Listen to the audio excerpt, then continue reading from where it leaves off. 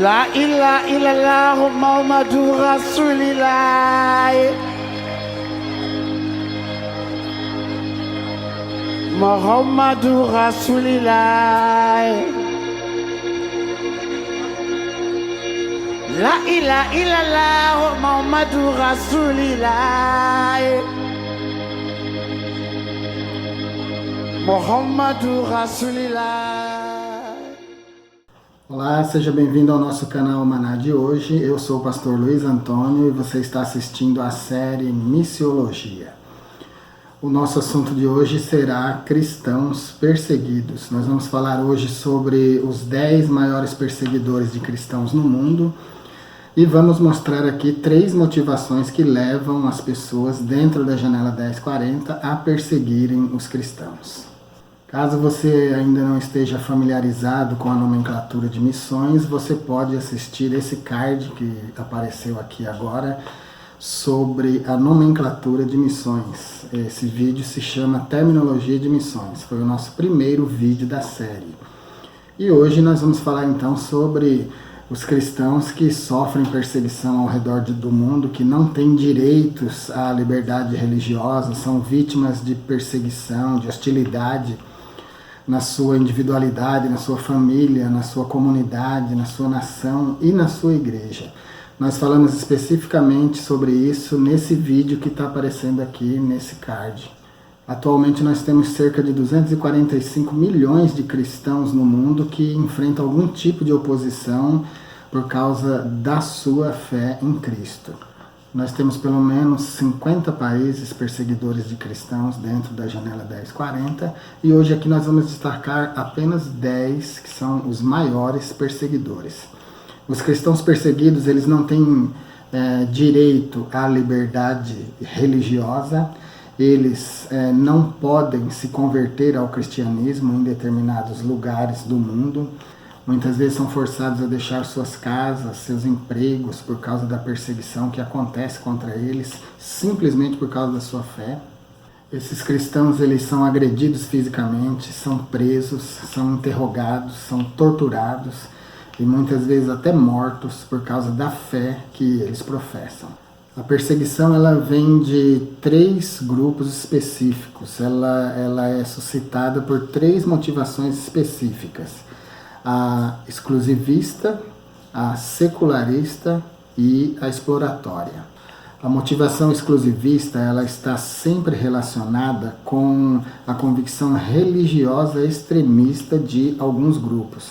Nesse caso, quando as outras pessoas que não são do grupo não pertencem à mesma religião, então elas são consideradas infiéis, elas são consideradas inferiores e daí surge a perseguição contra a cristandade nessas regiões. A perseguição exclusivista, ela vem principalmente dos muçulmanos, vem também através do nacionalismo religioso e do protecionismo denominacional. Eu não vou gastar tempo explicando para vocês detalhadamente o que é cada uma dessas coisas, porque senão o nosso vídeo vai ficar muito longo.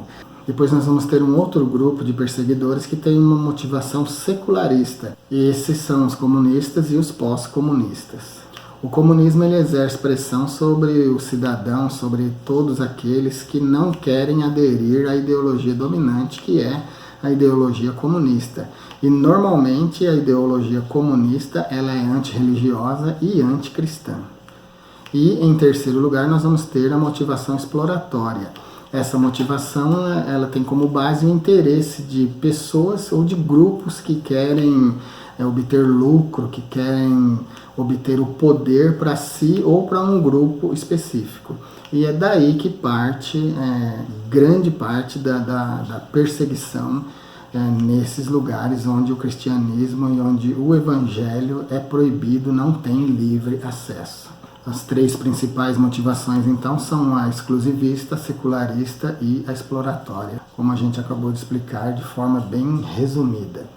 E agora eu vou mostrar para vocês os 10 países que são os maiores perseguidores de cristãos no mundo. Em 10º lugar nós temos a Índia, onde a violência contra cristãos vem se intensificando nos últimos anos, e em 2019 o país entrou para o top 10 dos países mais difíceis para se seguir a Cristo. O ano passado nós tivemos 98 igrejas atacadas na Índia e cristãos mortos por causa da sua fé. Em nono lugar vem o Irã, onde os oficiais do governo são os responsáveis por muitas das prisões e sentenças ocorridas a cristãos nesse lugar, especialmente aos convertidos que vêm do islamismo. No ano passado nós tivemos 67 cristãos detidos ou condenados sem julgamento e cerca de 20 ataques a igrejas ou espaços cristãos. Em oitavo lugar nós temos o Iêmen. O Iêmen é a nação mais pobre do mundo árabe, com cerca de 29 milhões de pessoas e algumas centenas de cristãos. Em sétimo lugar nós temos a Eritreia, onde diversos ataques a cristãos, a igrejas domésticas foram conduzidos por forças de segurança do governo. Cerca de 370 cristãos detidos e condenados sem julgamento no ano passado. Em sexto lugar nós temos o Sudão, onde os cristãos experimentam altos índices de violência, especialmente na região das montanhas Nuba. Em quinto lugar nós vamos ter o Paquistão, onde os cristãos continuam sendo mortos por acusação de blasfêmia e os seus direitos básicos são negligenciados. Ano passado, 28 cristãos mortos, 56 cristãos detidos.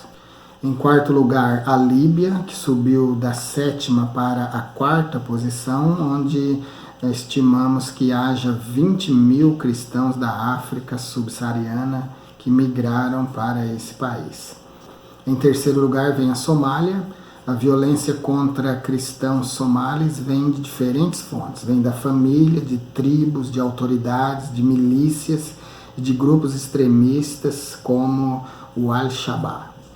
E em segundo lugar nós vamos ter o Afeganistão. No Afeganistão não é permitido que qualquer cidadão se torne cristão. E frequentemente os que são descobertos são mortos. Cerca de 10 cristãos foram mortos por causa da sua fé no ano passado, no Afeganistão.